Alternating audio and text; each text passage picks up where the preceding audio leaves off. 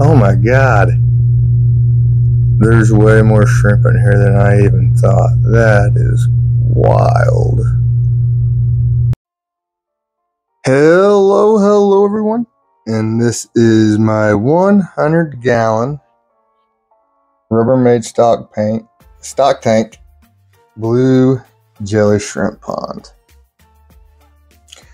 I set this up, I do believe it was the middle of September. So it was set up in the middle of September, and it is now getting to be the end of May. So we're at 8 months along, and I wish I could say this thing has been smooth sailing from the get-go, and it hasn't been too bad, but the shrimp population has been slow to get going, and I think it has to do something with, that's an outside wall, clearly that's an outside wall, and then we're sitting on the floor, and I think it was just too cold. I think the water temps are always like 67, 68 in here throughout most of the winter. But as soon as the weather started warming up, take a look at what we got here. We had a huge baby explosion. Now, there really is not that many adults in here. I really didn't have that many shrimp to put in here to like I would have liked to get it going nice and fast, because thank you guys keep me, I have a hard time making enough of these shrimp to keep up with demand on the website. So this is, I did take out about 30 shrimp to put in my outside blue jelly pond. That's where I got these. But other than those 30 shrimp, I have not removed any shrimp. So what we're going to do here is get this thing back in shape. Of course, this might be the most moss I've ever had in a tank. And I just pulled out a ton of moss on this side. This moss was growing all the way up the side of the sponges. But we're going to clear out, we're going to harvest a lot of this moss. The moss pond is getting kind of low. That's where I sell all the moss on the website. So we're going to pull out a bunch of that. We're going to trim and propagate this mermaid weed. I'm sure it's probably in rough shape after being mostly covered with moss. And then we'll take a look and see if we can see what the shrimp are looking like. Let's take a look underwater before we get going. See where we're starting out at. So one thing I've noticed is sometimes each line, even though they're all Neocaridina, they each can have their own little differences. And one of the things I've noticed with the blue jellies is that they're not really boom and bust, but it's either every single female is buried or there's not much breeding going on at all. That's the way this line's always seem to be for me. And when I first got them, they were probably one of the more finicky ones when I first started out with them, adjusted to my hard water, but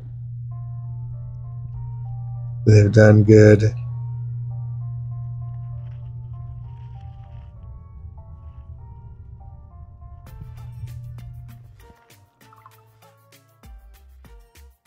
Alrighty, let's get this party started.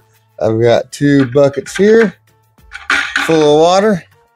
One bucket is to put the algae in, and the other bucket is to put the moss in that we're going to be pulling out.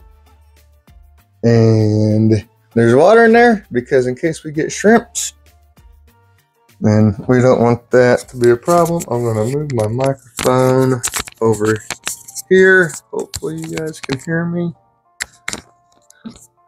Alright, I don't want to dunk my microphone in here. So the first thing we're going to try to do here is pull out the algae. Now, luckily there's not a whole lot. There is a bunch down here in this area because we got this window right here and light shines in right through the blinds. So we got pretty good chunk of algae right here. Our first mission is to remove this. Oh yeah, there's a ton. And you saw all those baby shrimp growing on the walls there. You gotta be careful not to hurt the little baby shrimp. And try to make sure, see, sorting through the algae here. And make sure there's not any baby shrimp. But in case there is, they're going in water. This mermaid weed. And here. Most of that's moss. And from what I can see, that may be, and I think there's a little bit of algae back here in the back. Yeah, there it is. There's a blue jelly shrimp. Right there. Come on, man. You can get back in your pond, man. There you go. There it goes. And this is just me finishing up, pulling out all the algae by hand.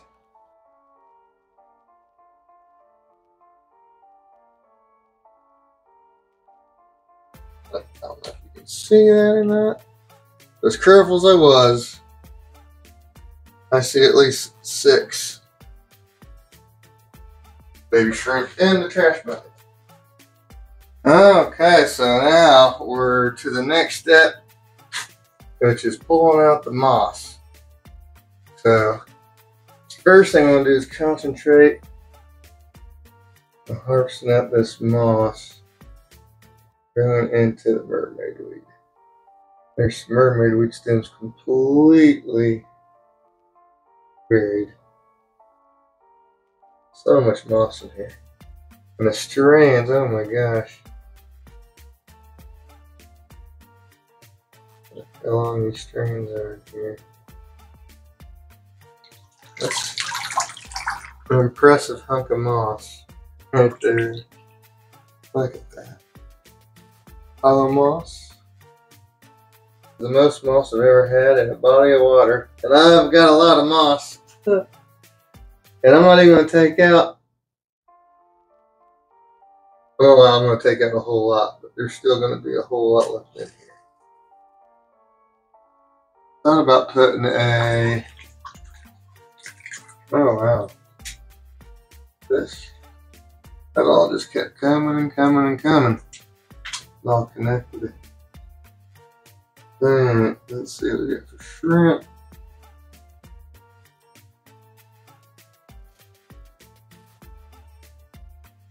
Into my moss pond. Let's see if we have any shrimp in here, because, well, believe it or not, I didn't see a single baby shrimp in there. So this is me pulling out the rest of the moss out that I want to get out of here.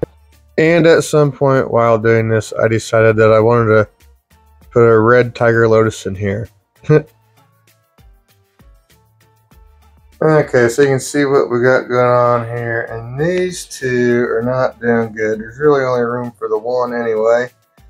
So I'm going to see, I'm against my better judgment, this tank.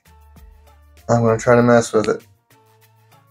So let's see if we can get this tiger lotus, red tiger lotus, out of here, so we can put it in our blue jelly pond. There might not be too much this one, because this one gets shaded out. So we can get this out without making too big of a disturbance. And let's see if this one can come out just as smooth. Little piece of algae that fell off. Alright, this one is in a little better shape. Now in this tank, I have no intentions of letting this one grow to the surface.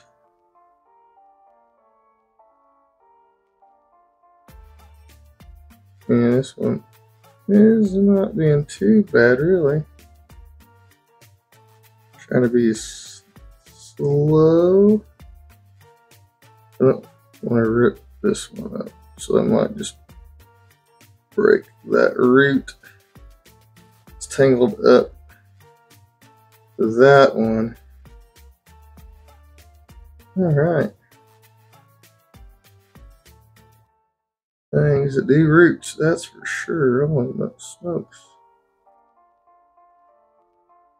Well, we got some roots to deal with. The mermaid weeds actually look pretty good considering the thing was buried. And we got a bunch of those we're going to be able to play with. Alright. So, let's see how much moss do we have left. Yeah, I think that might be enough moss to start it over with. Look at that. There's just hundreds and hundreds of baby shrimp all over this. So, alright. We gotta think about how we're gonna do this. I like to keep the front area open. So I think we're gonna take this big guy moss right here. And we're gonna swing it around here. Oh, forgot to put this little baby Anubias. And it's growing. I'm gonna try to just stick that right there. And now we're gonna try to get this organized so it resembles some kind of a. We're just gonna put a back layer of moss along the back of this pond. And hopefully it'll stay in place. Pat it down nice and neat. There's that. Alright. Let this settle down a little bit. We got her stirred up real good. Alright, our next step, we got the moss. We're still all clouded up better than I like. But, so I think what we're going to aim for is we got the moss going all along the back here. Then we're going to trim up this mermaid weed. I'm going to try to bunch mermaid weed right up over here. I'm going to put the lotuses over here so that they can be close to the light. We still got moss on the sides of this mermaid weed. I got most of it, but apparently I missed some. We're going to keep start down at the bottom. Bring your fingers along the plant. Look at that. If we don't get this, the mermaid weed is just going to be covered in this moss, and the mermaid weed will end up not doing good because of got a lot of big long mermaid weed stems here to play with.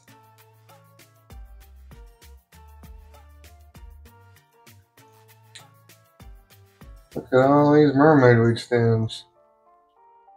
So we're going to fill up this side over here with the mermaid weed stems, and you can see it's still moss. Let's go. Ooh, stick that in there.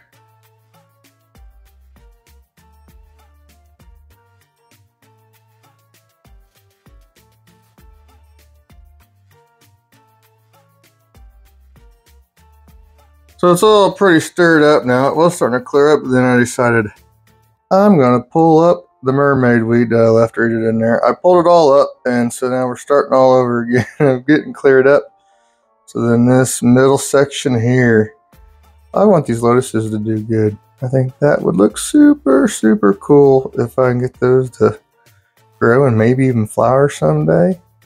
Now, they're never going to reach their potential in here because I'm never going to there's just a tiny little layer of substrate here, you know, Caridina. And these get the kid gloves, but the Neos in here, I've done it lots and lots of times with crypts and shrimp tanks. I'm going to stick some of my plant spikes underneath those lotuses. And I think being right underneath that light, we might have enough light here to get them to flower, and that would be awesome. I hope I can get that to happen someday. And here are the red tiger lotus that we pulled out of the Caridina tank to put in here with the hopes of being able to fertilize them, having lots of light, and maybe we can get them to flower inside the house. That would be pretty awesome. You stick them in, get the roots under the substrate, but you leave the little bulb up above, and this is how I fertilize lots of my stuff. Crips, all heavy root feeders. This is how I do it. The biggest, most important part is making sure you get those plant spikes buried completely underneath the substrate, and you need to have a pretty decently deep substrate level layer to make sure you do that. You don't want that stuff leaking out to the water column. So I'm going to put 4 under each, evenly underneath each tiger lotus. This is how I fertilize my hardy water lilies outside, and they do really good. So, and tiger lotuses are pretty close to being the same thing as water lilies. They're the same plant family. But here we are doing the fertilizing. Then while we're waiting for this to clear up, let's take a look and see just how many shrimp are down. Oh my gosh. Lots and lots of blue jelly shrimp. Now still pretty cloudy, and even into the next day it's pretty cloudy. We'll take a look before we close out the video. But we do have quite a bit of adults, and there's thousands and thousands of babies in here, so this is doing really good. Alright, and this is what we ended up with here the next day. I put in some more algae wafers. They're already gathering up. There's a lot more shrimp in here than I even thought. But the best thing is all these little babies are all around the entire stock tank. So here in about by midsummer, this tank is going to be hopping. We got them all the way around back there in the back. You can see them. This thing's doing good. We're still a little stirred up, but that's all right. That's okay. We'll be doing just fine. So, there you have it. My 100-gallon blue jelly pond has been, I don't know, I wouldn't call this a reset, but a makeover. Better to harvested moss. Shrimp look pretty good. It's too cloudy to do any calling. We're going to have to wait for the water to clear up some. So we'll do that another day. Thank you guys for watching. Bye.